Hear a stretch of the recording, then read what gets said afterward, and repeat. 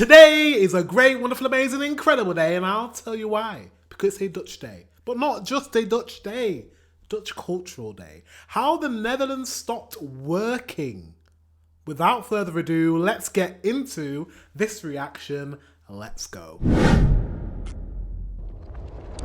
Working class people aren't lazy, they're fed up. 4-day or shorter work week is gaining momentum. The Netherlands has become the first country with an average work week of 32 hours, which comes down to 4 days of working 8 hours per day. And there are... Wait.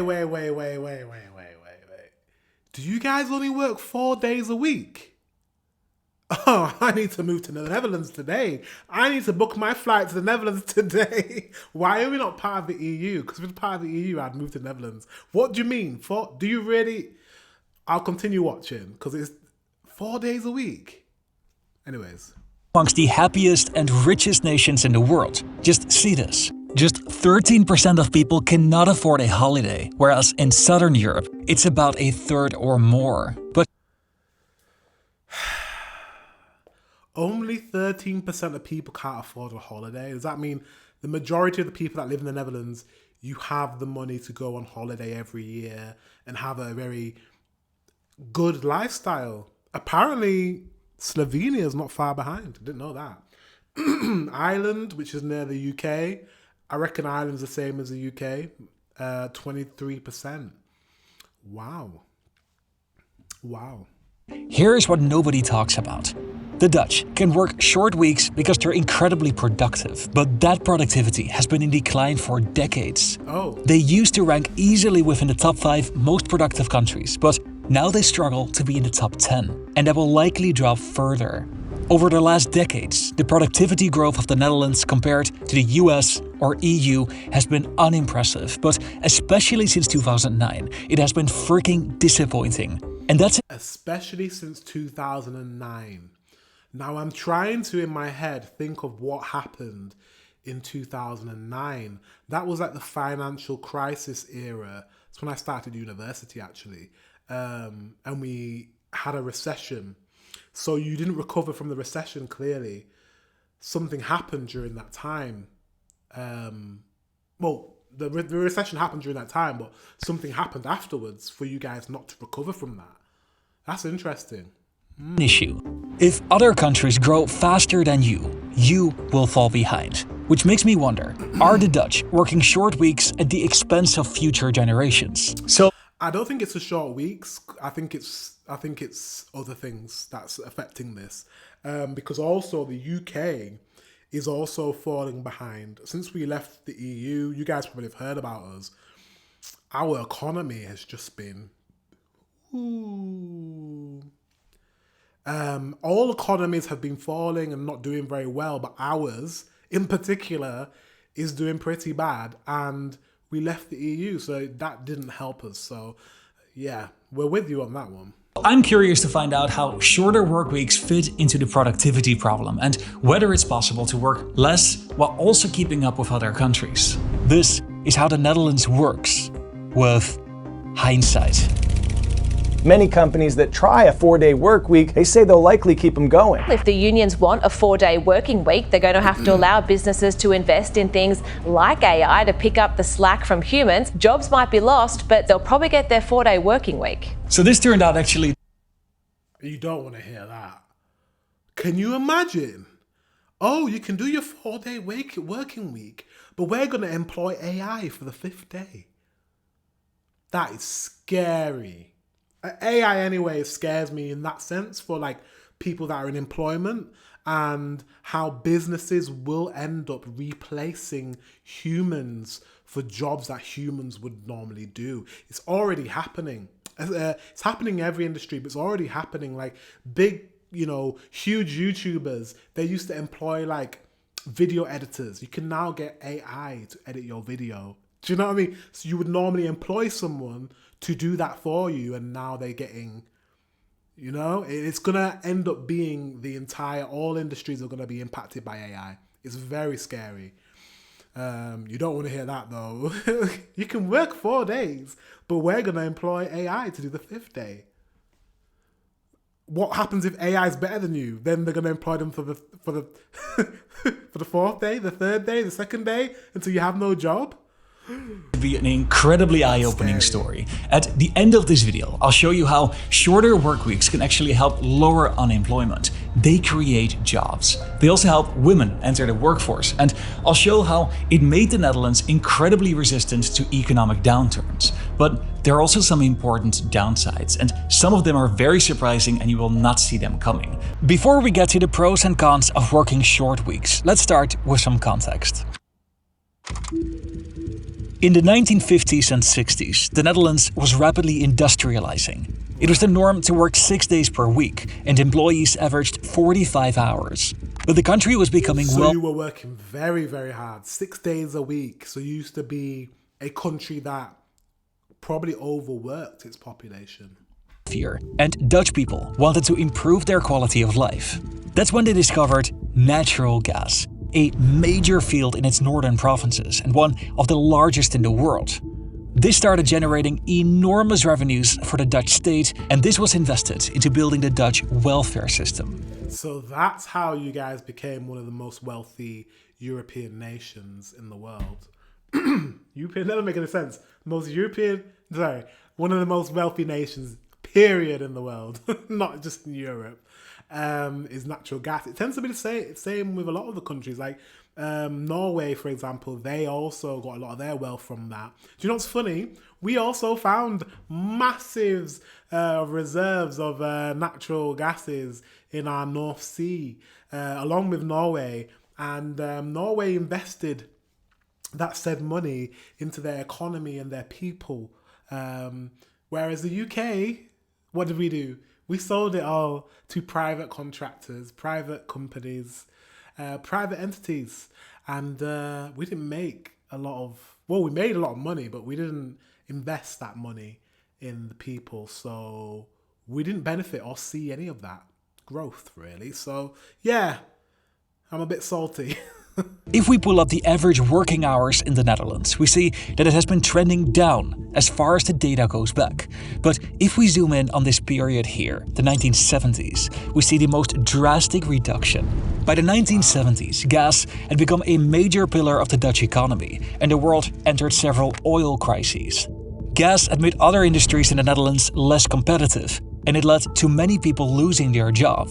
But it turned out that a combination of Same in the UK, so yeah. these factors, high unemployment, shorter work weeks, and strong welfare protections created exactly the right conditions for a dramatic shift of Dutch work culture. The solution to all these problems became to work less. This is why it works. For women, it was often difficult to work because they were taking care of children, but working fewer hours made it easier to juggle family with work. Between 1971 and 1990, the percentage of women who worked doubled from 22% to 45%, finally catching up with the EU average.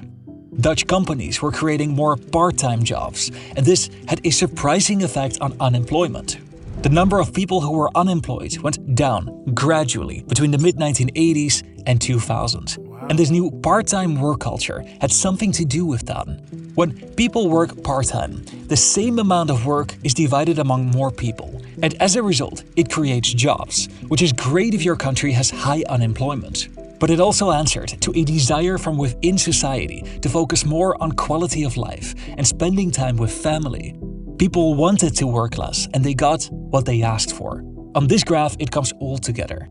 In 1980, 15% of workers were part-time employed. In 1990, this had increased to 24%, or nearly a quarter of the workforce. And this would... I think this is going to increase. I really believe part-time work is going to increase. When AI really gets good and starts to replace a lot of jobs, there's going to be a lot of like, oh, we only need part-time workers.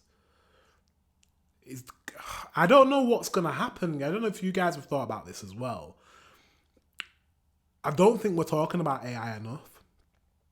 It's so smart that we're not going to need a lot at all.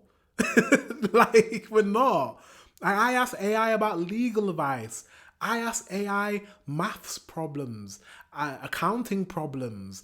I ask AI about general knowledge, health inquiries. Like, instead of going to my general practitioner, my GP, my doctor, I will ask AI. Like, it is going to replace, if I have issues in my life and I want some counseling, you can ask AI. I haven't personally, but I know people that have used AI as a counselor. There's so many careers that are going to be put out of business. We're going to have a lot of part-time jobs when corporations who are trying to save money and cut back decide, actually, we can replace people with AI. It's going to be an issue. And I don't know how. I think there's going to be a lot of universal, as productivity increases for these companies, because they all have AI who can work 24 hours a day, 7 days a week, don't take any breaks, smarter, faster. Obviously, they're going to make a lot of money from this, but we're going to have to figure out how we're going to look after the people that will be put out of work. And this is when universal income is going to come into place.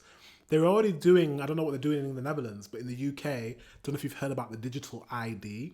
The digital ID that everyone's going to be on record, everyone's going to have this ID that will have all their information stored. You'll need it for everything.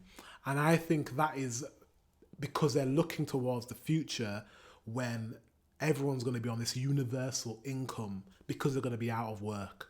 I don't know, I just have this feeling that we're going towards it's going to be very unrecognizable in the next decade. Yeah. Our countries are going to be unrecognizable in the next decade, and there's going to be a lot more part-time jobs in the years to come. What do you think? Let me know in the comment section. By the way, sorry, my voice is a bit horsey because horses in like, I'm losing my voice because the weather's changed. What's it like in the Netherlands? Because it's freezing. It's freezing here. And I'm losing my voice because it's just very cold all of a sudden. Let me know if you've also got a cold or you're coming down with something. So hopefully you can hear me. It's just I'm a bit more raspy than usual. Only grow further to about a third of the entire workforce today. How the Dutch managed to make such a change caught the attention of the world. They pioneered what they called the polder model method of decision making. You may know that much of the Netherlands lies below sea level. This land is reclaimed from lakes and the ocean, and the resulting meadows are called polders. How this process works is that a body of water is surrounded by a dike, and then windmills are lined around this dike to pump out the water. This only works if everybody cooperates, because if one farmer doesn't maintain the dike, the whole community would be flooded.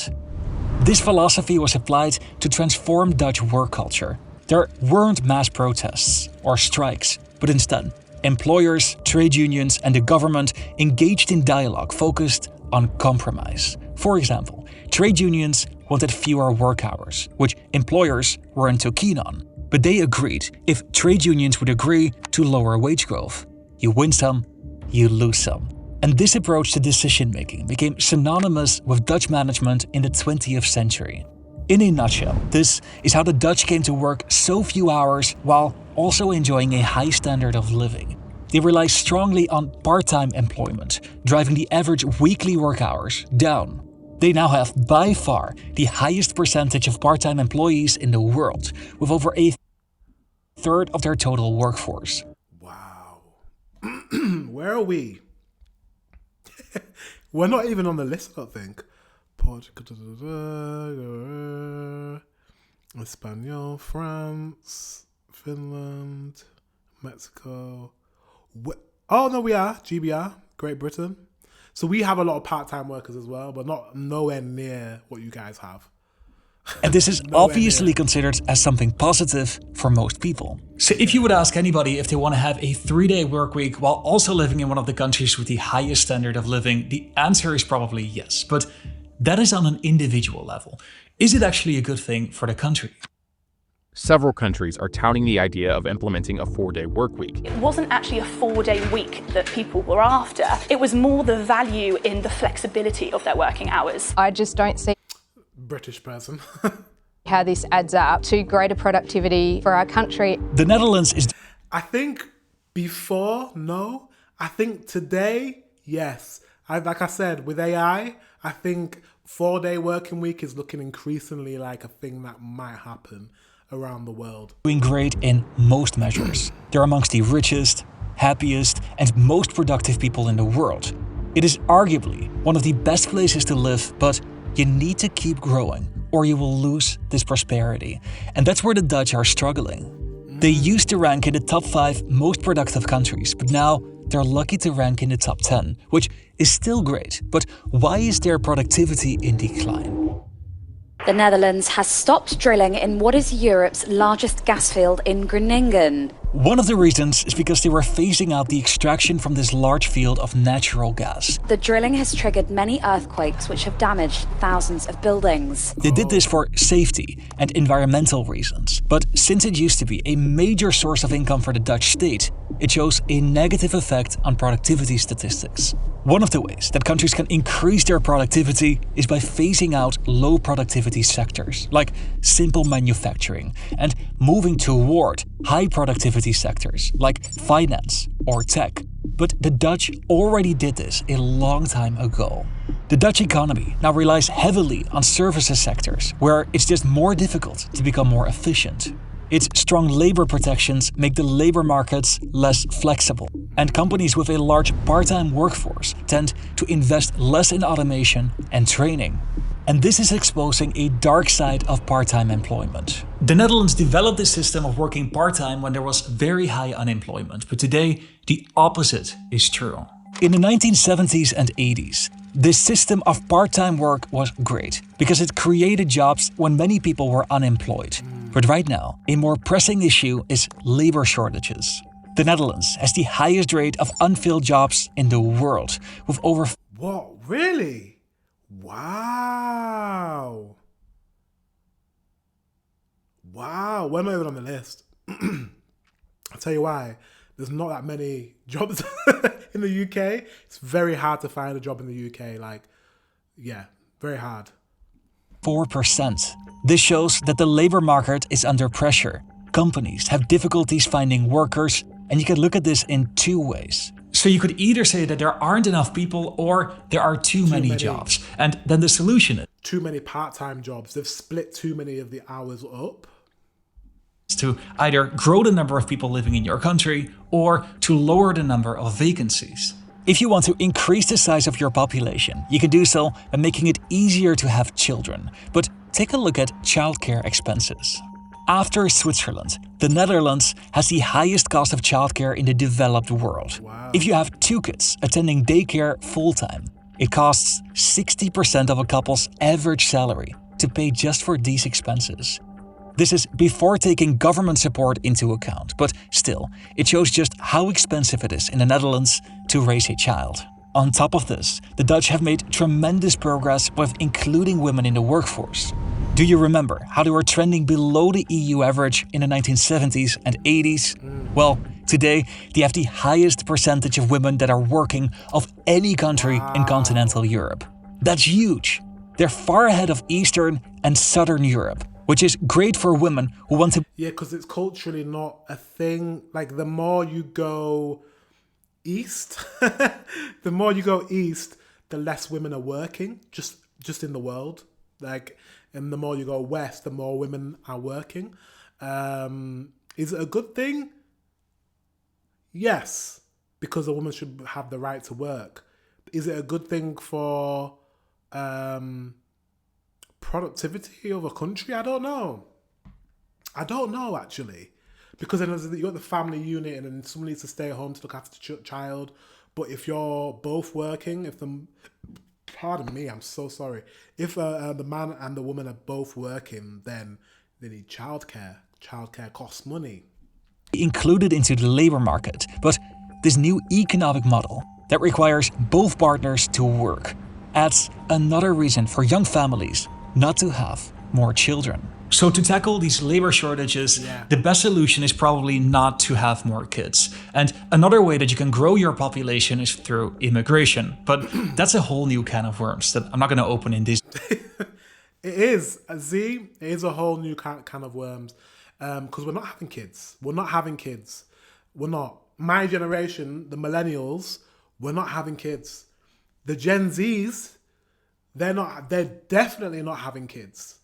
So there's a problem. There is a problem there because not having kids, population not growing, vacancies need to be filled, but then we've got the issue of immigration.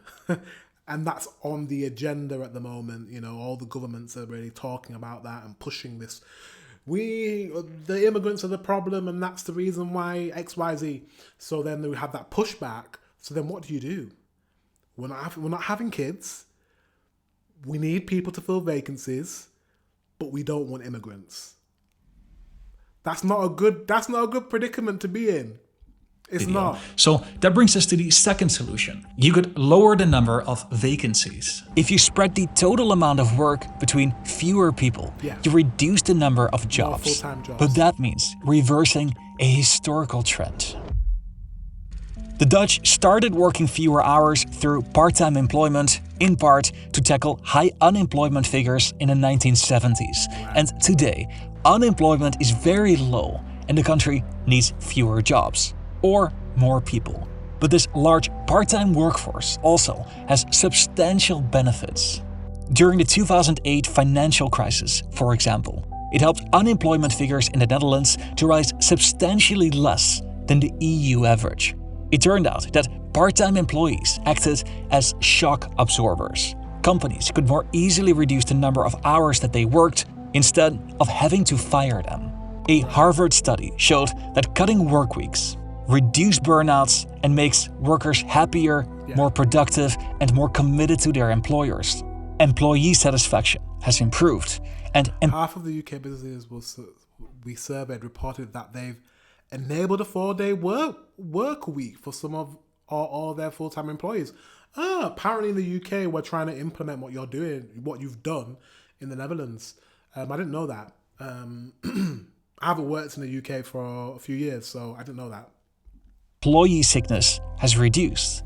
The arguments for a 4-day work week have been well studied and fall mostly within these themes. It increases productivity, it promotes general well-being, it improves... I just realised my partner works 4 days a week.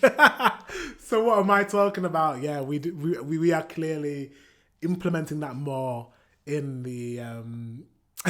I just realised, and literally, recently he's working 4 weeks, so 4 days. So yeah, it's a thing. Gender imbalances, and it reduces environmental impact. But nothing is just good or bad. One of the strongest arguments against this is that it lowers the overall productivity of a country. And this is not just because of short work weeks, but this is a factor that contributes to it. Here's my takeaway from this story. Yes, it's freaking awesome to have a 4-day work week, but if you don't couple this with effective strategies to also boost productivity, you're going to do this at the expense of future generations. Don't forget to sign up for a free trial. It's just like a lot of things where they've implemented things from the past that has been a detriment to the future. Think about the pension scheme. I'm not sure what you guys have in your country, but the welfare, the pension scheme, there's probably not going to be anything left in the pension pot for everyone else. By the time I get older, they won't be able to fund our pension. So, there's it's an issue. I don't know what you guys are going to do. I think you're going to needs to be more full-time jobs, more full-time job vacancies instead of part-time. I think that's what you're going to have to do. I don't know. What do you guys think? Let me know if you work full-time hours. Let me know if you work 5 days or you work 4 days. Let me know if you have 2 part-time jobs, because that's a thing. There are a lot of people that have 2 part-time jobs. Let me know in the comment section below. Guys, thank you very much for watching. Until the next one, I will see you very soon.